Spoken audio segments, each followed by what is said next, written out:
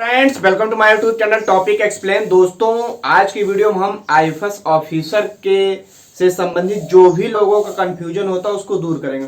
कुछ लोग समझते हैं कि भारतीय वन सेना यानी इंडियन फॉरेस्ट सर्विस को आईएफएस ऑफिसर बोलते हैं। कुछ लोग सोचते हैं कि इंडियन फॉरेन सर्विस भारतीय विदेश सेवा को आईएफएस ऑफिसर समझते हैं।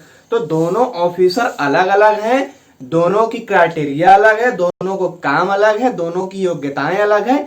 इन्हीं सब पे हम चर्चा करेंगे तो बहुत अच्छे से आपको बता देंगे, आपको दोनों में कंफ्यूजन दूर हो जाएगा।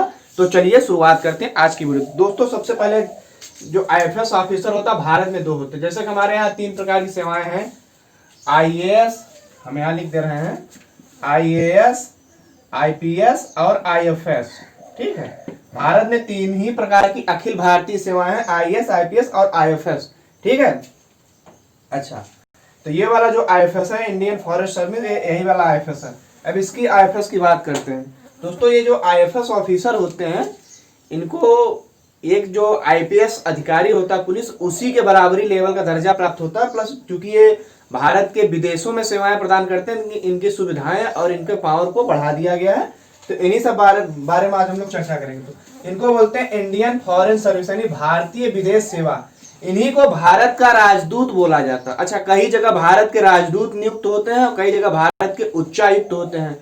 तो जो कॉमनवेल्थ कंट्रीज हैं, यानी जहां पे जिन जिन देश को अंग्रेजों ने अपना गुलाम बनाया, जैसे भारत हो गया, पाकिस्तान हो गया, इन सब देशों में क्या होता है कि हाई कमिश्नर यानी उच्चायुक्त नियुक्त होते हैं। और जो देश अंग्रेजों को गुलाम नहीं थे वहां पे भारत के क्या राजदूत, जैसे अमेरिका में भारत के राजदूत होते हैं और इंग्लैंड में भारत के उच्चायुक्त होते हैं। ठीक है, इतना आपको क्लियर हो गया। अच्छा, इन्हीं को भारत का राजदूत बोला जाता है। अब इनके कार्य क्या क्या होते हैं?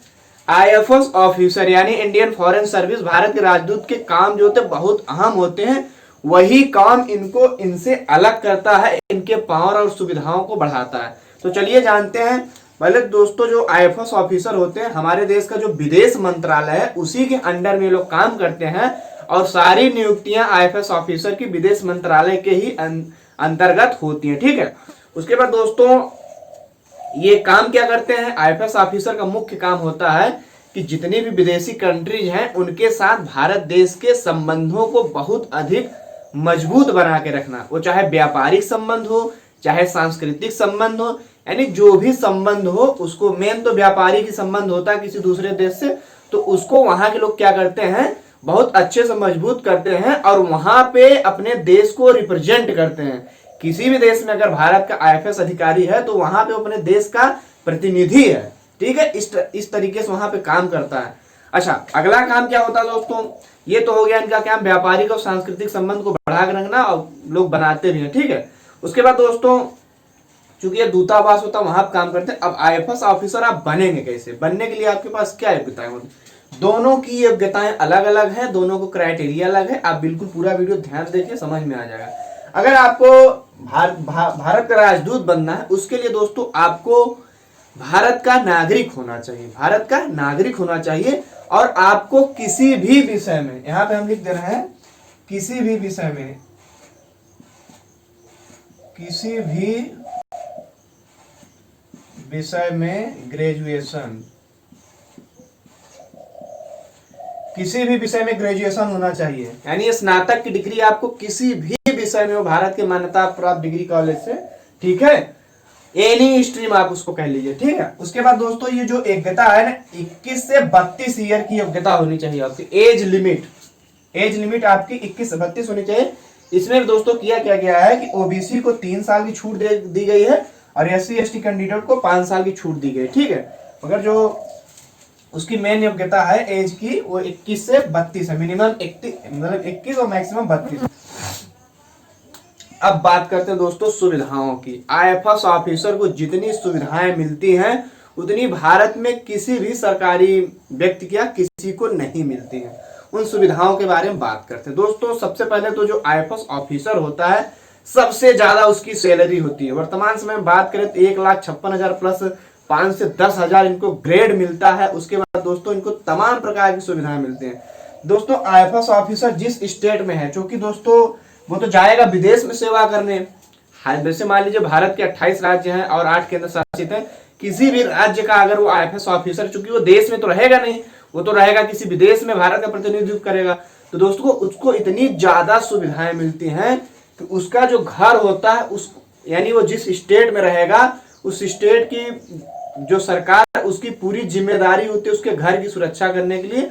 उसको फ्री में 5000 यूनिट तक बिजली, उसके बाद तमाम उसको बंगला मिलता है, सिक्योरिटी मिलती है, सारी प्रकार की सुविधाएं मिलती है। उसके बाद दोस्तों एक बात आईएफएस ऑफिसर की होती है जो कि भारत के किसी भी ऑफिसर में नहीं होती है, उसको एक विशेष प्रकार का नंबर प्लेट दोस्तों जो आईएफएस ऑफिसर की गाड़ी होती है ना उसका नंबर प्लेट आपने देखा नीला होगा। भारत में नीला किसी भी व्यक्ति की गाड़ी का नंबर प्लेट नहीं होता, सिर्फ भारत में आईएफएस ऑफिसर को अधिकार दिया गया है कि उसकी गाड़ी का नंबर प्लेट नीला होगा। उसी से आप पता कर सकते हैं कि आईएफएस ऑफिसर है। उसको इतनी ज्यादा सिक्योरिटी दी गई है कि अगर आईएफएस ऑफिसर को कोई भी व्यक्ति अपना गवाह बनाकर के या कुछ करके जबरदस्ती किसी कोर्ट में उसको प्रस्तुत नहीं कर सकता देश के, इतनी ज्यादा उसको सुविधा दी गई। और हाँ दोस्तों अगर कहीं पे कोई दंगा हो गया हो, कुछ हो गया, वहां पे किसी भी व्यक्ति को जाने नहीं दिया जाएगा। और हाँ अगर वहां से आईएफएस को जाना है तो उसको कोई भी नहीं रोक सकता, क्योंकि वो जहां पे जा रहा है उस राज्य की, वहां के पुलिस की खुद की जिम्मेदारी है उसकी सुरक्षा बनाने के लिए, इसलिए वहां से उसको कोई रोक नहीं पाएगा। और सबसे बड़ी विशेषता दोस्तों आईएफएस ऑफिसर की क्या है कि अगर वो कहीं विदेश जा रहा है तो उसके सामान की प्लस उसकी, अगर वो बता दिया कि हम आईएफएस ऑफिसर हैं तो उसकी चेकिंग नहीं होगी। वो किसी भी देश में जाए, देश की तो बात छोड़िए, वो कहीं भी उसकी तलाशी नहीं ली जाएगी, चेकिंग नहीं की जाएगी, निरीक्षण नहीं किया जाएगा अगर वो आईएफएस ऑफिसर है। और वो पूरे देश में, चाहे भारत में रहे चाहे भारत के विदेशों में किसी भी देश में रहे, भारत के किसी भी हाई पर्सनालिटी यानी राष्ट्रपति, प्रधानमंत्री, मुख्यमंत्री, जिससे भी कहिए, कभी भी किसी भी समय बात कर सकता है। दोस्तों आईएफएस ऑफिसर को इतना पावर दिया गया है कि वो कभी भी किसी भी देश में जा सकता है, क्योंकि दोस्तों उसके पास क्या होता है, राजनयिक पासपोर्ट होता है। राजनयिक पासपोर्ट, उसके पास राजनयिक पासपोर्ट होता है। दोस्तों यह एक स्पेशल प्रकार का पासपोर्ट होता है। जिसके पास दोस्तों राजनयिक पासपोर्ट होता है वो वर्ल्ड की किसी भी कंट्री में जाएगा, उसको वीजा की परमिशन नहीं लेनी पड़ती। वीजा यानी आप किसी विदेश में जाने के लिए आपके पास पासपोर्ट होना जरूरी होता है, और वहां अगर जाने के लिए वहां की सरकार से वीजा लेना पड़ता है। वीजा के लिए आपको अलग से पैसा देना पड़ता है। यानी तो आईएफएस ऑफिसर को किसी भी देश में जाने के लिए वीजा लेने नहीं पड़ता, कभी भी किसी भी देश में जा सकता है अपने आधिकारिक कामों के लिए। उसके बाद दोस्तों सबसे बड़ी बात ये होती है, ये हो गई आईएफएस ऑफिसर को इतनी सारी सुविधाएं मिलती है। अब हम लोग बात करेंगे इंडियन फॉरेस्ट सर्विस। हालांकि अभी भारत की अखिल भारतीय सेवाओं में से है इंडियन फॉरेस्ट सर्विस, भारतीय विदेश सेवा। दोस्तों इनका कार्य क्या होता है? दोस्तों भारत में कहीं भी वनों की अवैध कटाई हो रही हो, इनका रोकना ये काम है। कहीं भी अंधाधुंध कुछ भी वन से छेड़छाड़ हो रहा हो, अवैध शिकार हो रहा हो, प्राणियों की रक्षा करना हो, और पर्यावरण की बात आप देख ही रहे हैं कि वर्ल्ड में इन्वायरमेंट का क्या प्रभाव है, सारी दुनिया लगी हुई है बचाने में, तो इनका बहुत ज्यादा काम होता है। ठीक है, उसके बाद इंडियन फॉरेस्ट सर्विस बनने की जो योग्यता है, ये योग्यता इसको विशेष बनाती है, क्योंकि भारत का राजदूत बनने के लिए आपके ग्रेजुएशन में कोई भी सब्जेक्ट हो चलेगा, मगर दोस्तों भारतीय वन सेवा जानने के लिए आपके पास ये सब्जेक्ट होने चाहिए। जैसे गणित का सब्जेक्ट होना है, अगर आपको पास गणित है तो आप बन सकते हैं। उसके बाद विज्ञान के जो सब्जेक्ट है, भौतिक विज्ञान, रसायन विज्ञान, जीव विज्ञान, वनस्पति विज्ञान, उसके बाद पशु चिकित्सा विज्ञान, वानिकी, पशुपालन इंजीनियरिंग, कृषि सांख्यिकी। दोस्तों सिर्फ ग्रेजुएशन में इतने ही सब्जेक्ट अगर आपके पास है तो ही आप भारतीय वन सेवा के ऑफिसर बन पाएंगे, अन्यथा आप नहीं बन पाएंगे। दूसरी तरफ क्या है कि भारत राजदूत बनने के लिए आपके पास कोई नहीं, और यहाँ पे एज की लिमिट भी दी गई। भारत का वन अधिकारी बनने के लिए आपकी एज जो होनी चाहिए 21 से 30 साल होनी चाहिए। यहाँ पे 2 साल 32 है, लेकिन यहाँ पे 21 है। उसके बाद जो आरक्षित वर्ग है जैसे ओबीसी 3 वर्ष और SC/ST को 5 वर्ष। ठीक है, उसके बाद दोस्तों मिलने वाली सुविधाएं, दोस्तों इंडियन फॉरेस्ट सर्विस को भी कम सुविधाएं नहीं मिलती, क्योंकि ये अखिल भारतीय लेवल की रैंक यानी फर्स्ट ग्रेड की नौकरी है। तो दोस्तों इसमें जो सुविधाएं मिलती है, एक तो हाई सैलरी मिलती है। हालांकि आईएफएस ऑफिसर की सैलरी बहुत ज्यादा हाई होती है, क्योंकि वो विदेशों में काम करते हैं, तो उनके बराबर इनकी सैलरी नहीं होगी। उसके बाद दोस्तों इनका होता क्या है कि इनकी जो चिकित्सा, आवास, तमाम प्रकार की सुविधाएं मिलती, इतना तो आपने जान लिया। अब आप बनेंगे कैसे ये आईएफएस ऑफिसर या ये इंडियन फॉरेस्ट सर्विस, दोनों को बनने पढ़ने का सिस्टम सेम है। आपको क्या करना है, आपको ये दोनों एग्जाम को यूपीएससी कंडक्ट कराती। क्या? UPSC, union public service commission, ठीक है, यूपीएससी कंडक्ट कराती है। इन दोनों के लिए आपको क्या चाहिए?